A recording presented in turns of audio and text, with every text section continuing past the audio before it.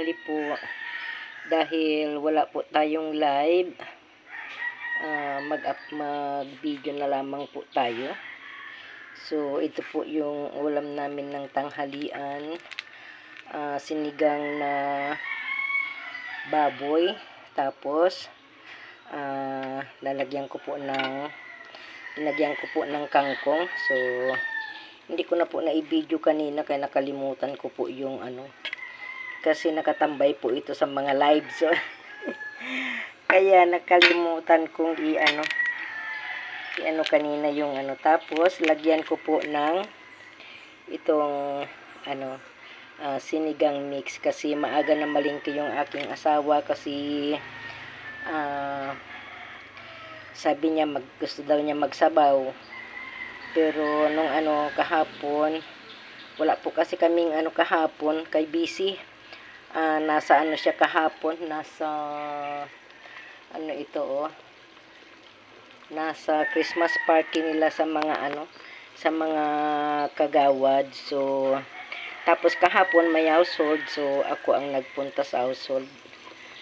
Kahit na malayo at mainit, pero basta para kay Lord ay inuuna po natin yun. Kasi at saka isa pa po, yun po talaga yung tungkulin ng pagse-serve sa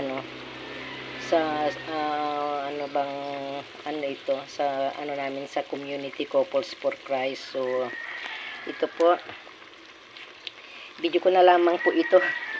Kumukulo na, so malapit na po maluto yung kangkong. Lutuin ko lang ng husto yung kangkong kasi yung asawa ko ay yung kanyang ngipin ay postiso. So lagyan ko po muna ng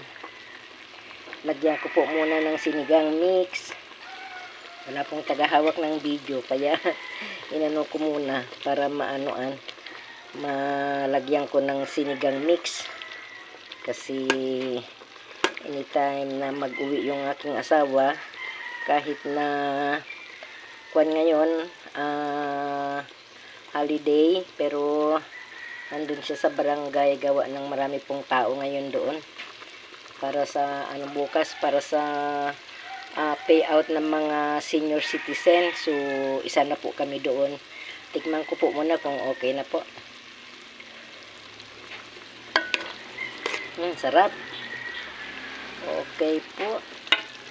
Luto na po siya. So thank you for watching, guys. Kung nagustuhan niyo po ang aking video po ay paki-like and share po.